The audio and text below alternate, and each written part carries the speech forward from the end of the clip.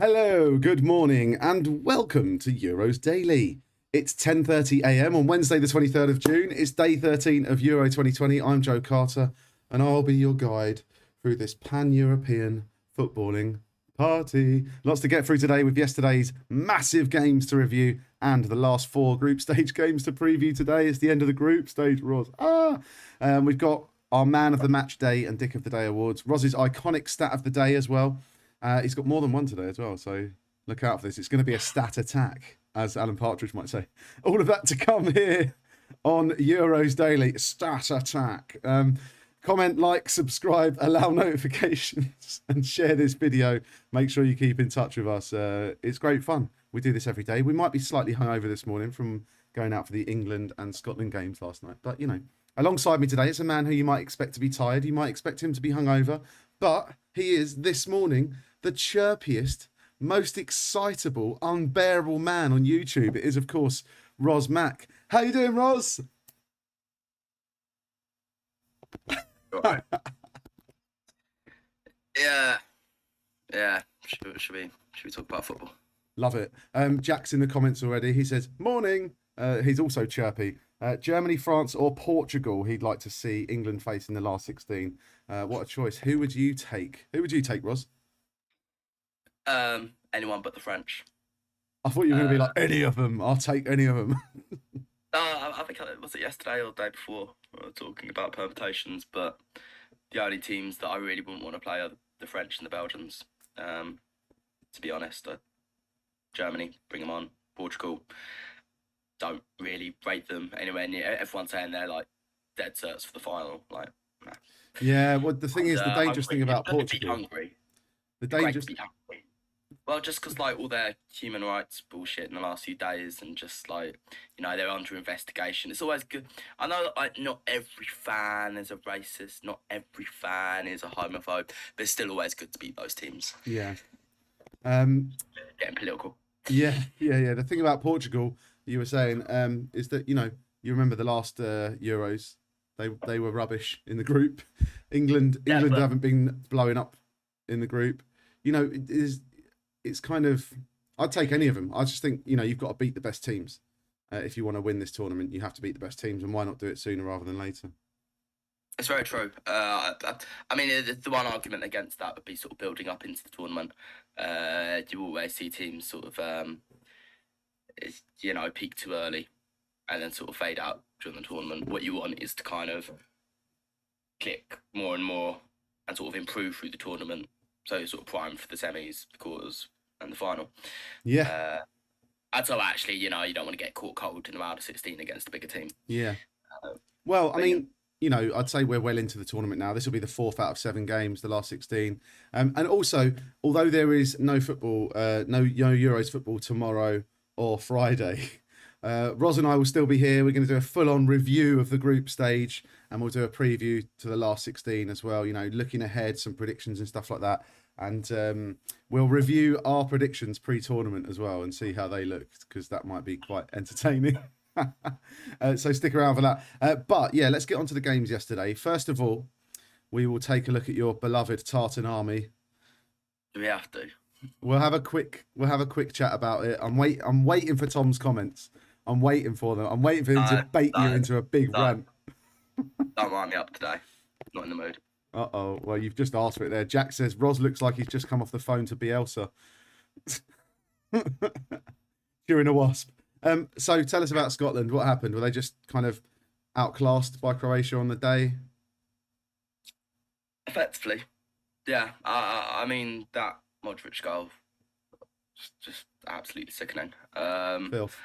No, it's easy to say you were kind of outclassed on the day, and it's. I think it'll all go down to that Czech Republic game on the first day, and that was a very winnable game for Scotland. And actually, even at 1 down, I've said it so much now, but like 1-0 down, Scotland were looking like they were going to win it, and it was just that rash decision from Jack Henry, and a ridiculous piece of skill. Just outrageous. Yeah, I mean, you can't really You can't blame the lad for giving the ball away there. You know, no one expects Schick to put it in from the halfway line. Well, you can, Joe. You can, Joe. Oh, If come you're the last on. line of defence. Now, if you're the last line of defence, right, just don't lose the ball there. Okay. Because even if he's not going to do that, you know, he's still behind you. You're still getting caught out there. Fair enough. He's still through on goal. It's Fair enough. So Sunday league stuff. Let's get back to the games yesterday then. Do you want to talk any more about Scotland? Not really, no. Looks like Tierney might be injured. John McGinn said some nice words afterwards, saying that this is a good stepping stone to the next tournament. You know what we could talk about with John McGinn? It's that Yaya Toure article. Yeah. Oh my God. If you haven't seen that Yaya Toure has been writing a column for The Athletic, and his article yesterday was about how important a footballer's bum is, and he used that term. He said bum. He didn't say glutes. He didn't say posterior. He didn't say derriere. He said bum, which just makes it funny for some reason. Saying your bum is important to, you know, when he was at City, and the coaches were telling him that he's very strong, but if he builds up his bum, he can create an extra buffer for when he's got his back to someone. And it all just, I mean, it gets very childish at this point, doesn't it, Ross? He's a great crack. Yeah, that's all right. Oh, very good. Cheeky. Right. Let's talk England then, shall we? He also, by the way, Toure also, the whole point of linking back to McGinn was that he was saying McGinn has a good bum. Anyway, let's get on to England. Slightly hungover. Things are going a bit sort of split narrative, multi-narrative, whatever. It's fine. It's like a Tarantino movie. Everyone loves Tarantino movies. England. Wow. Yeah. I really hope you drop Sterling. Who was that aimed at? Every single England fan. No, I was quite enjoying actually looking at Twitter when the lineup came out. So I was actually very positive. I thought that you were with me. Yeah, I remember. You were extremely positive. I was very positive as soon as the lineup came out. And the two things I was positive about, as I was saying yesterday, Southgate doesn't need to kind of throw caution to the wind in this. He needs maybe 2-3 injections of kind of creativity. And he played Jack Grealish in his natural position in the 10, although he was kind of everywhere. He played Saka, and those two were the difference. Standout players. Sterling got the goal, and just like the Croatia game, Sterling got the goal, which, when I was looking at Twitter, like I was saying, it's exactly the same as the Croatia game. Yeah. So much negativity when the lineup came out. Everyone was wrecking Sterling. I was chuffed to bits for Sterling when he scored against Croatia because of the pressure the guy's been under. Scotland game, Sterling becomes the scapegoat again for some reason, despite being our best player in the last game. Everyone just seems to like getting on his back. And then pressure he's been under, he gets the goal in this game as well. Which means, stat of the day, one of them, because I was just... Because you must just launch these stats at me. The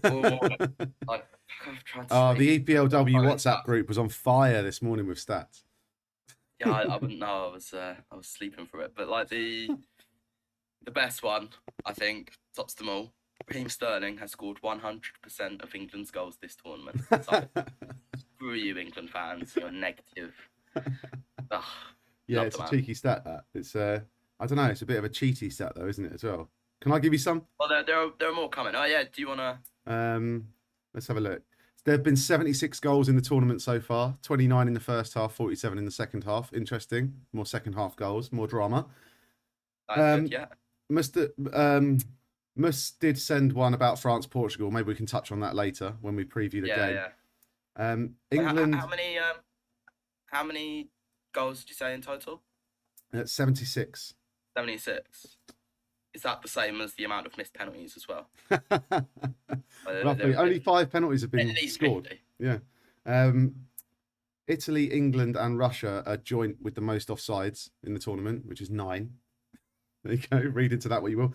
Sterling's goal last night was the 10th headed goal of the tournament. There you go. Not so many. England have hit the woodwork more than any other team at the tournament with thrice. Last night, Sterling hitting the post. It's been sort of won a game, hasn't it? We've hit the woodwork once every game.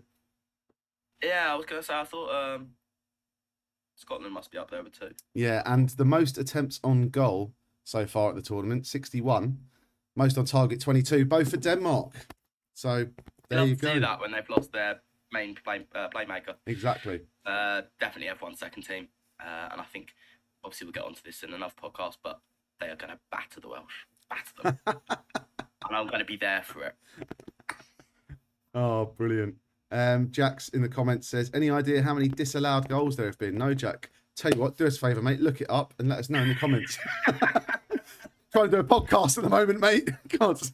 You're like one of those really arsey shop assistants. You guys like being cute. Go, oh, sorry, mate. Do you know what I need? No, just Google it, mate. Google it, mate. Yeah, Not yeah. my job. Yeah. Aisle free. See you later. Okay. Shall we talk a bit more about England then? So, standout performers, Saka and Grealish, definitely. Harry Maguire's return was quite positive, and it's tough to leave him out now, going forward. It was tough to leave Tyrone Mings out. Yeah, I mean, you were saying that Maguire was better than... He wasn't. You're wrong, Joe. I didn't say that. Yeah, you did. You said Maguire's better than... You said something about the back four looking better with Harry Maguire in it. I think you were, I don't know, 9 pints deep by that point. Bullshit. 9 pints, mate. I can't drink 9 pints in a week, let alone in one night. Yeah, he looked good. He looked fine, but you're playing against Czech Republic. But what you need is that kind of balance in a centre-half partnership. And you can get away with having 2 ball players against the Czech Republic. But all the best centre-half partnerships in history have been that kind of classy ball player who can try and take it out alongside an absolute beast. And Tyrone Mings is that guy. If you're playing against France and you have 2 ball players that both look really bad when they get exposed one-on-one, both kind of lack a bit of pace.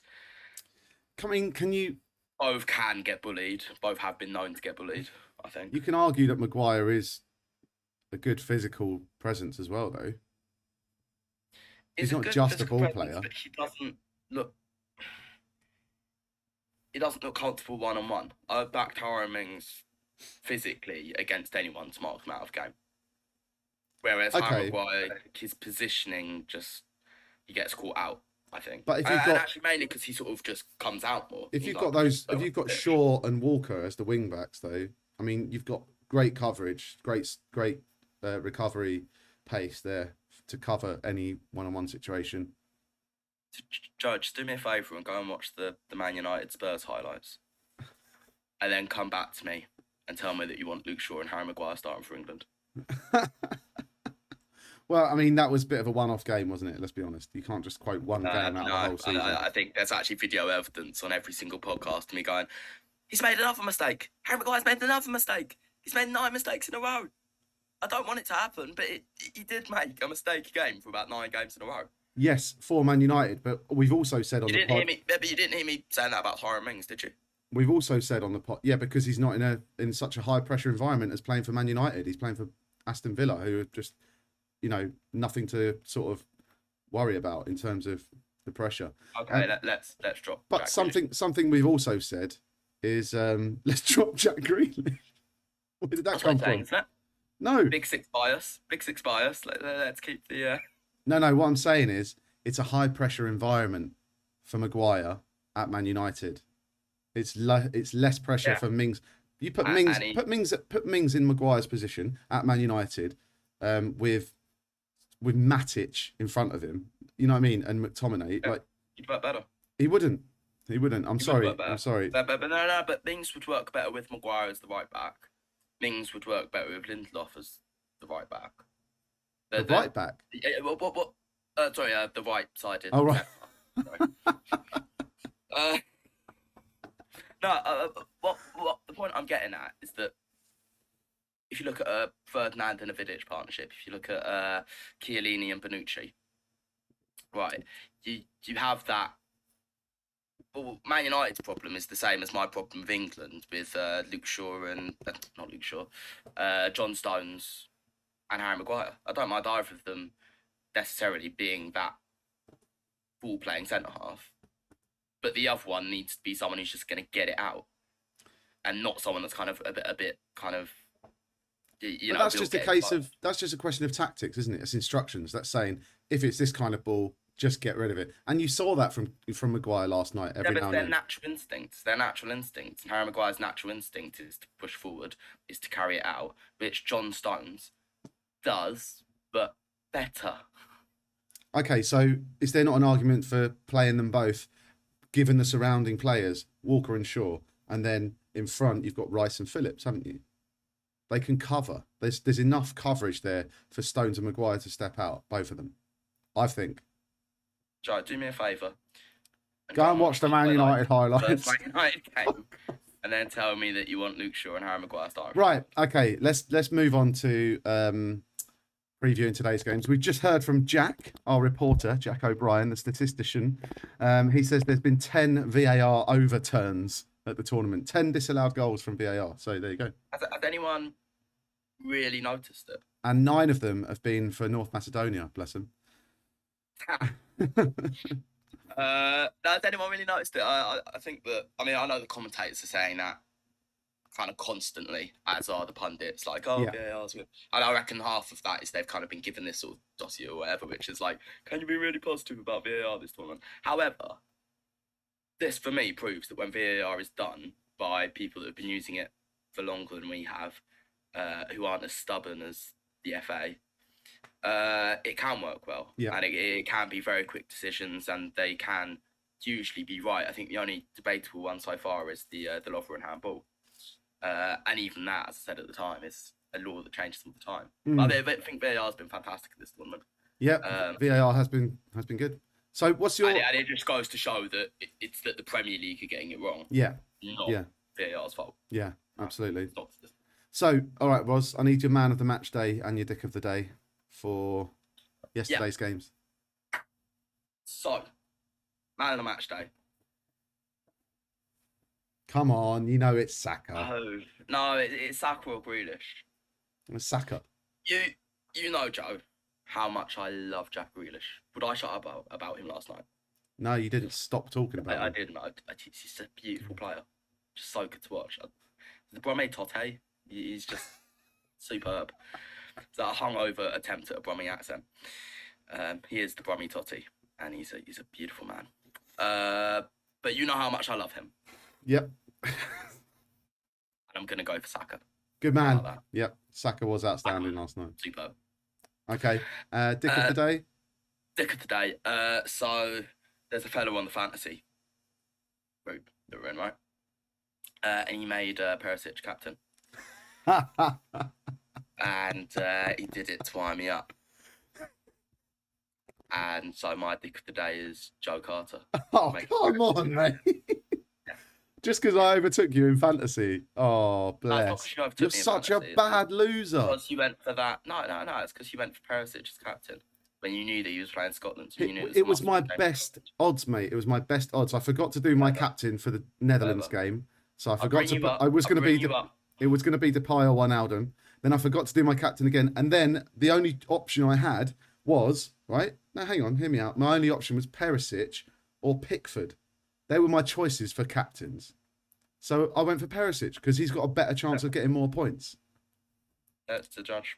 But, you know, now I'm second in the league. We'll take a look at fantasy in a bit at the end of the pod. We need to preview these 4 games today, though. We've already been going 20 minutes. We haven't even got around to previewing yet. So we've got 4 games to preview. Get your predictions in the comments. Well, we've got Sweden, Poland, Slovakia, Spain, Germany, Hungary, and Portugal, France to preview.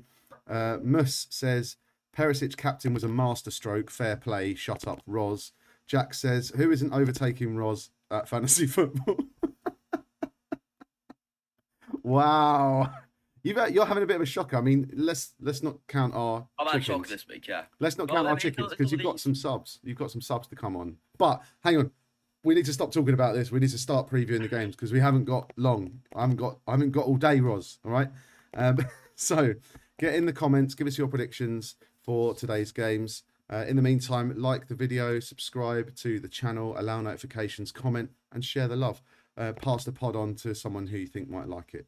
Okay, Roz, let's start, shall we, with Sweden against Poland in Group E. I've got a nice little graphic up on the screen again. So there you can see Group E at the top of the screen and the fixtures there. So Sweden, currently 4 points, played 2, won 1, drawn 1, scored 1, conceded none. And Poland sit bottom of the group. Poland need a win to get through, basically. How do you see this one going? It's a really tight group. I like this one. I've been impressed with Sweden. I'm gonna say that Sweden will still get a draw and qualify. Poland is just Lewandowski, really. Glitch. But I mean, to be honest, I can see that one being a bit of a boring draw. 1-1, let's say, with CZECH man of the match. And I can see... Yeah, Spain will win. You think Spain will win the other game? That win that's eluded them. Yeah, they've been playing well. They've just been very controlled and measured, and the Spanish don't usually score a lot of goals at tournaments. They just, when they do it, they're One thing I would say about Spain is that they are extremely patient, and to wait 2 games to wait for the third game to score your first goal is quite patient.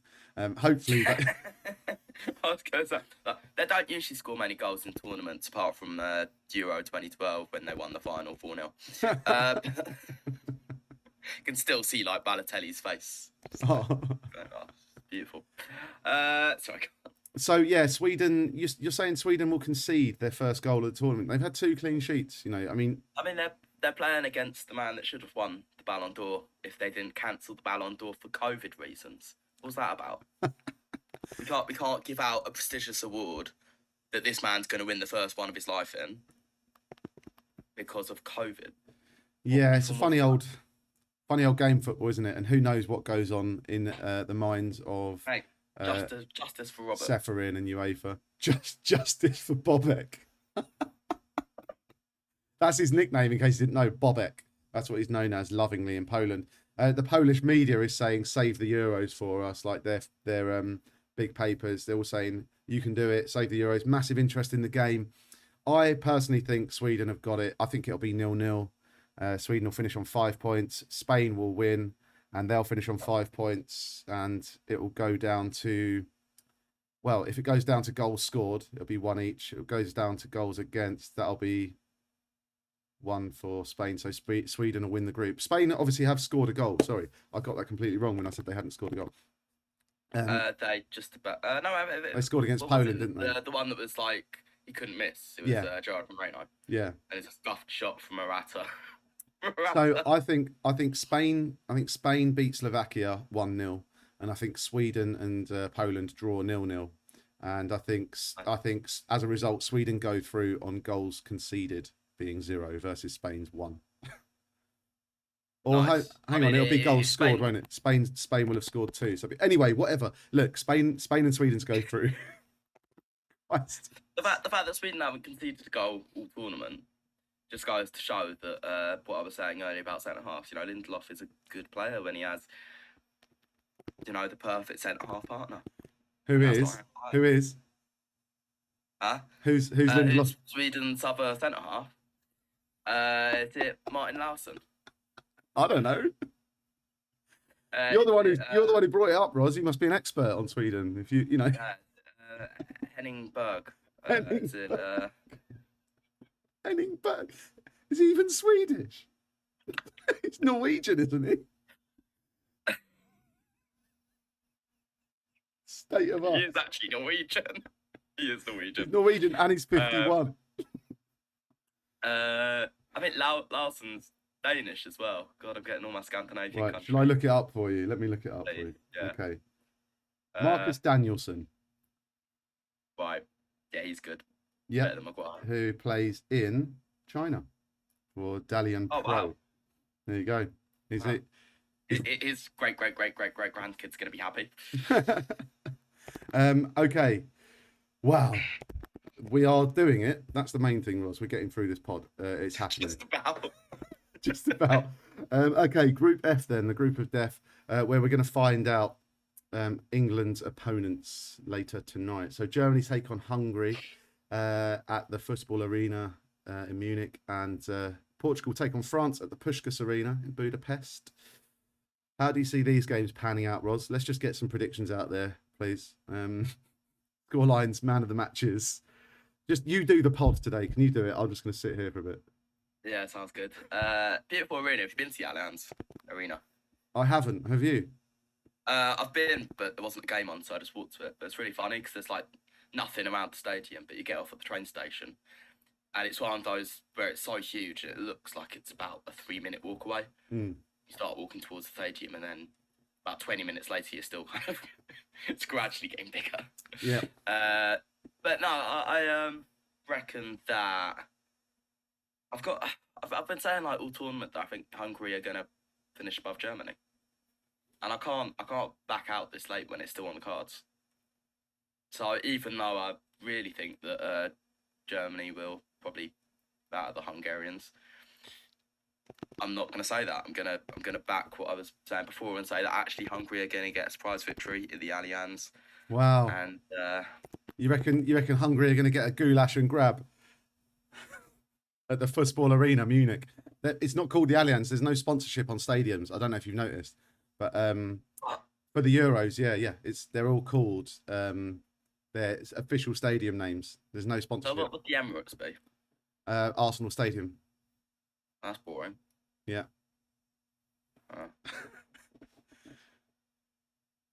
Okay. Here's one. Leicester always had they were one of the first that had sponsorship as a name. On 2 occasions, so they had the Walker Stadium and then the King Power Stadium, and on 2 occasions, a Leicester player has had the name of the stadium on the back of the shirt and the front, as in they had anti-King, as they in had King, Dennis King Walker playing at the King Power. They also had Walker's stadium. No, I completely got it. Yeah, but I don't know where that's come from. This is a Euros podcast. You're talking about Andy King Power playing at the King Power Stadium. Yeah. No, it's like the stadiums in the Allianz, but apparently it's. I asked you for some predictions about 5 minutes ago. I don't know if you're up for it. Shall I do them? But we've done that now, haven't we? Oh no, we haven't. So Hungary are going to win, and it's going to be Salah, one of the Salahs. You can't go wrong. I'm not going to specify. They've got 3 of them. So I'm just going to say one of them, and then I've got 3 and 1 chance of what? This is the best. This is the best quality broadcasting of our careers, mate. Also, you don't have to, but it's tradition when giving a prediction that you tell me that the scoreline. You know. Oh, okay. No, it's going to be a 1-0. I'm not crazy thinking that Hungary are going to beat Germany. 1-0 to the Hungary. We're going to go for a mental one. And one of the Shalais is man of the match. Okay, brilliant. Very good. Okay, let's see if we can be a bit quicker in giving a prediction for Portugal, France. Scoreline, man of the match, please.